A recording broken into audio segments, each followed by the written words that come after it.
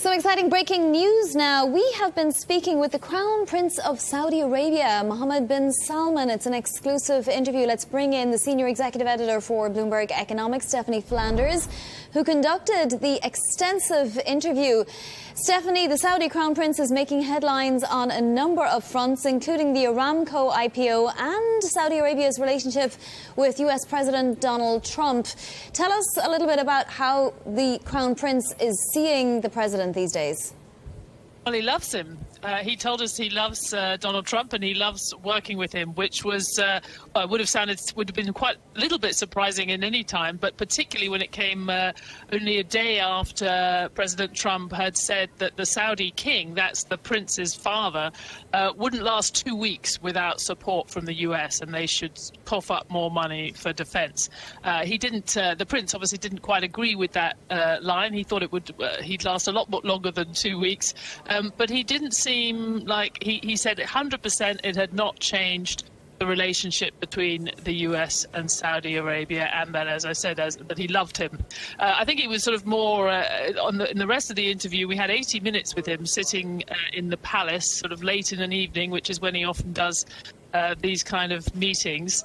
And one of the other things that I think people in the markets will be interested in is he absolutely stood by the idea that Aramco would have its IPO just not quite as soon as people thought. So a lot of people had thought that was permanently on hold, that IPO. He insisted that wasn't the case. He still was 100% thought it was in the national interest, but there were particular reasons why it was going to be pushed off for maybe a couple more years because another deal was going through involving Aramco. Some people had thought that this other deal that Aramco was involved in, buying a chunk of the Sabic petroleum company, was partly about, or the chemicals company, was partly about avoiding that IPO, but he said absolutely not. He's going to do both, and it's going to raise lots of money for that sovereign wealth fund that he wants to build up.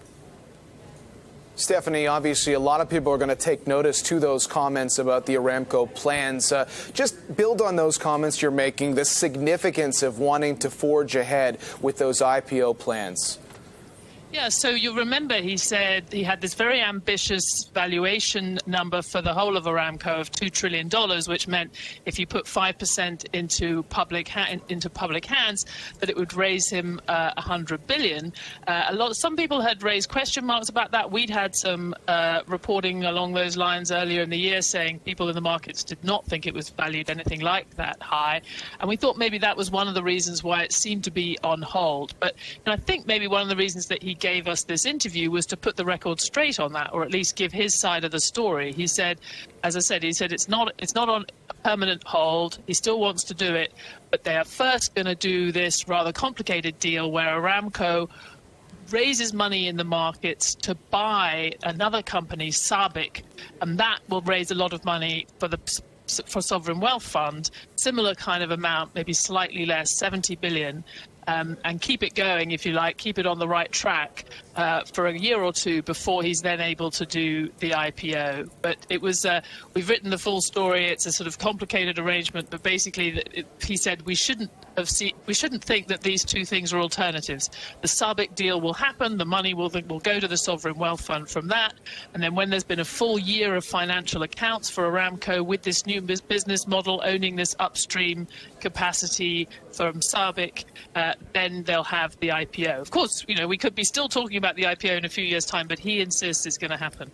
هل يعقل أن 2014 السعودية أكثر رابع دولة في العالم تنفق عسكريا، و2015 السعودية أكثر ثالث دولة في العالم تنفق عسكريا، وليس لدينا صناعة داخل السعودية؟ نحن ننفق أكثر من بريطانيا، ننفق أكثر من فرنسا، وليس لدينا صناعة. لدينا طلب قوي يجب أن نلبيه داخل السعودية، اللي هو الطلب على الصناعات العسكرية. إذا استطعنا أن نرفع هذه النسبة إلى 30-50% سوف تخلق قطاع صناعي جديد ضخم.